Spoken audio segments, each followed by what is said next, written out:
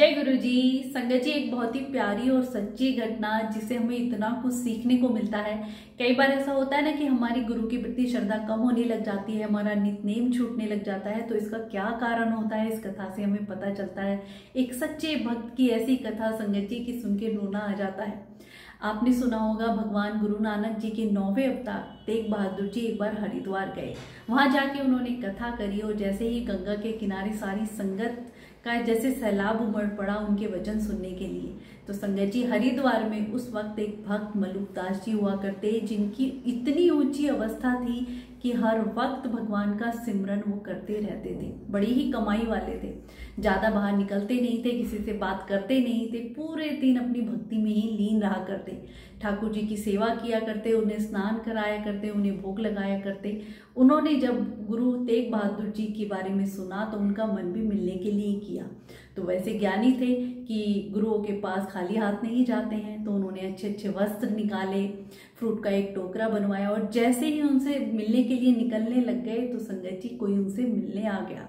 और मिलने भी कौन आया कि आते ही बोला, जी कहाँ जा रहे हैं? तो उन्होंने कहा, मैं गुरु नानक जी के अवतार जो 9वें गुरु हैं, वो नानक जी का ही रूप है, उनके दर्शन करने के लिए जा रहा हूँ।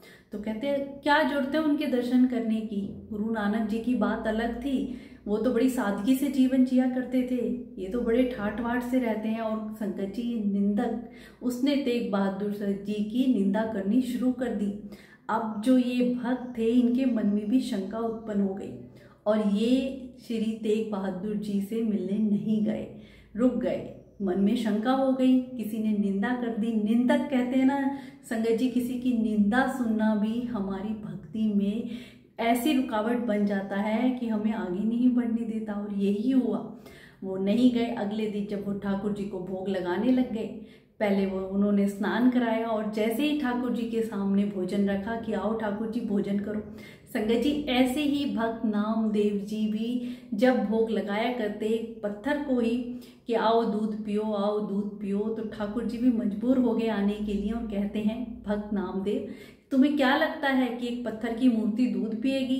तो भक्त बोले, नामदेव जी, कि भगवान आप सोचिए, जब पत्थर की मूर्ति दूध नहीं पी सकती तो क्या पत्थर की मूर्ति बोल सकती है? तो ऐसे ठाकुर जी ने भक्त नामदेव जी को दर्शन दिए। और यही घटना मलुकदास जी के साथ हो रही।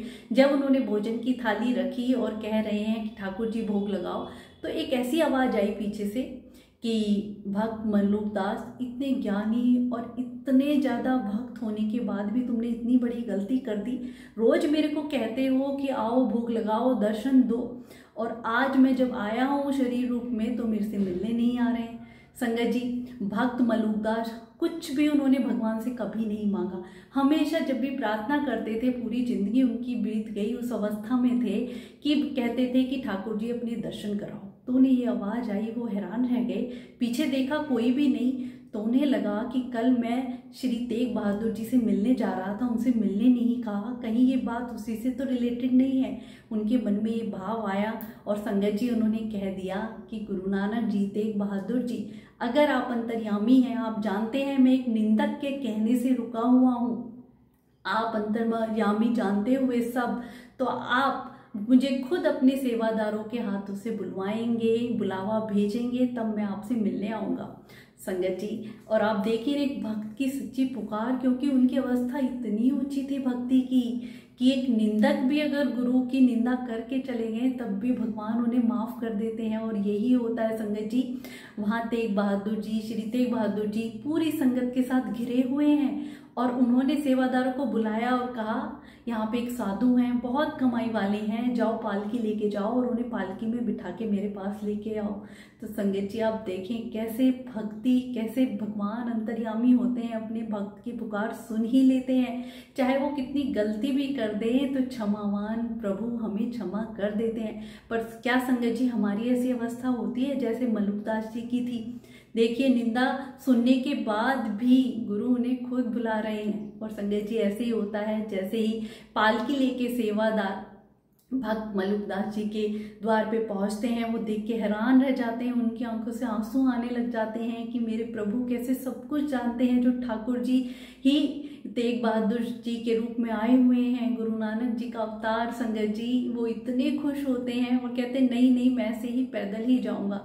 तो जो सेवादार होते कहते हैं कि नहीं, हमारे गुरु का हुक्म है, अगर हम नहीं मानते हैं तो फिर वो नाराज हो जाएंगे और उन्हें पालकी में ही लेके जाते हैं संगत जी। जैसे ही वो श्री तेग बहादुर जी गुरु के दरबार में पहुंचते हैं और सब पालकी से निकलते हैं, उन्हें देखते हैं, वो कहते हैं ना, एक भक्त का और भगवान का मिलन संगत जी सुन के सच में रोना आ जाता है।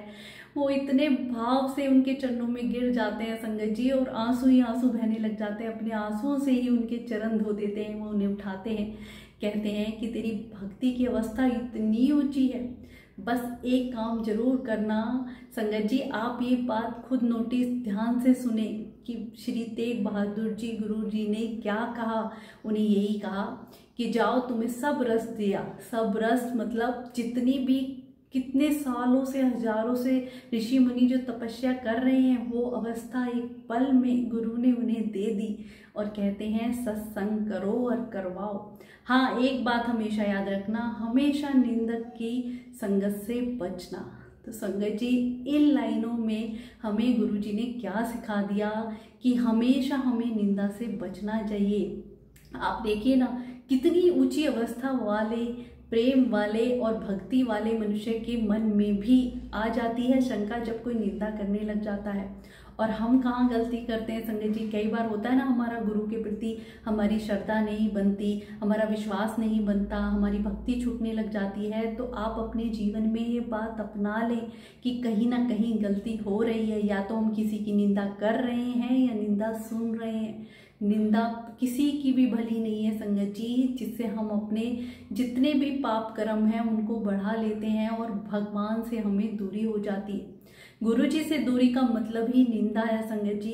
कई बार होता है ना कि कितनी संगत है, सत्संग में गए और सत्संग के बाद किसी ने प्रसाद लेते हुए भी 2 मिनट किसी की निंदा कर दी, वो ऐसा है, ये ऐसा है, उसने मुझे नहीं बुलाया, ये कहा वो कहा, तो आप समझ लीजिए जो सत्संग में बैठे आपको जो फल मिलना था वो सब वहीं की वहीं जीरो हो जाता है।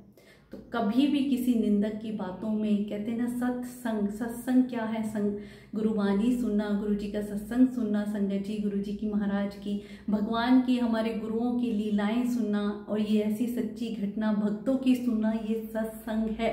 पर जब इनके अलावा हम कुछ और करते हैं वो तो कुसंगत में भी आता है संगत जी। तो कभी भी किसी की ना निंदा सुने ना करें। गुरु जी भी हमेशा यही कहा करते थे कि निंदा किसी की भली नहीं है। निंदा करने से ये है कि आप किसी के मैले कपड़े धो रहे हैं, और जिसकी आप निंदा कर रहे हैं पुण्य उसे मिल जाता है। आपके जितने भी पाप कर्म है उस व्यक्ति के पाप कर्म आप पे चढ़ जाते हैं और आप उसको अपना पुण्य दे देते हैं। तो इस कहानी से इतना कुछ सीखने को मिलता है, एक सच्ची भक्ति। अगर हम भगवान के दर्शन मांगे ना तो भगवान जरूर हमारी पुकार सुनते हैं। भक्त मलुकदास जी हुए, भक्त नामदेव जी हुए, कबीरदास जी हुए, सूरदास जी हुए, क्या हमारी अवस्था होती है संगत जी। हम तो जरा सा कोई दुख आता है तो बस शिकायतें शुरू कर देते हैं। तो आप ये बात समझ लें कि जब तक हम सच्चे दिल से, प्यार से, एक बिना किसी निस्वार्थ भावना, किसी मांग के उस रब को याद नहीं करेंगे ना तो हमारे ऊपर तब तक उनकी नज़र भी नहीं पड़ती है। अब लाखों की भीड़ है, इतने लोग गुरुजी के दरबार में जाते हैं मेटेरियलिस्टिक चीज़ों की लिस्ट लेके। गुरुजी खुद भी उनसे परेशान रहा करते कि कोई पुत्र मांगने आ जाता है, कोई नौकरी मांग रहा है, कोई ज़मीन मांग रहा है, कोई बंगला मांग रहा है, कोई गाड़ी मांग रहा है, पर कभी कोई मेरा प्यार नहीं मांगता, कभी कोई मुझसे नहीं मांगता, कभी ये नहीं पूछता कि गुरुजी आप कैसे हैं। तो संगत जी, जो इतने लाखों की भीड़ में बिरला होगा ना जो भगवान से प्यार मांगेगा और जो केवल भगवान के लिए वहाँ जाता है बिना किसी मांग के, तो गुरु की नज़र उसी पे पड़ती है। तो ऐसी सच्ची भक्ति हमारी होनी चाहिए। जिस कथा से हमें पता चलता है उस वक्त भक्त मलुकदास जी को वो इतनी ऊंची अवस्था दे देते हैं, जो कहते हैं ना पूरी जिंदगी जो उन्होंने भक्ति करी उसका फल उन्हें मिल जाता है। पर आप देखिए कि उनकी अवस्था इतनी ऊंची थी कि गुरु उनकी इस गलती को भी माफ कर देते हैं। इतने ज्ञानी होने के बाद भी वो निंदक की बातों में आ जाते हैं। तो हम तो नॉर्मल से इंसान है संगत जी, हमें तो वैसे ही जब पता चल गया है कि हमें निंदा करने वालों से दूर रहना है। कोई भी, अब कई संगत पूछती है कि कोई हमारे सामने किसी की बुराई कर रहा है तो उसको क्या कहें। संगत जी मेरी माने ना तो कुछ भी बहाना लेके वहां से उठ जाएं, पर किसी की निंदा ना सुने। बल्कि महापुरुष तो यहाँ तक बताते हैं कि ये कह दो कि हमारे घर में किसी की मौत हो गई और ये बहाना लगा के भी तुम उठ जाओगे तो वो भी झूठ नहीं कहलाएगा, क्योंकि जो निंदा तुम सुनते हो उससे जो तुम्हारे पाप कर्म बढ़ते हैं उनकी माफी कहीं नहीं है। तो संगत जी ना निंदा करे ना निंदा सुने। और इतनी प्यारी भक्ति की ये कथा, हमारी भी ऐसी अवस्था हो, हम भी निस्वार्थ भावना से सच्चे दिल से गुरु जी से प्यार करें, उन्हें याद करें। जय गुरु जी, शुक्राना गुरु जी।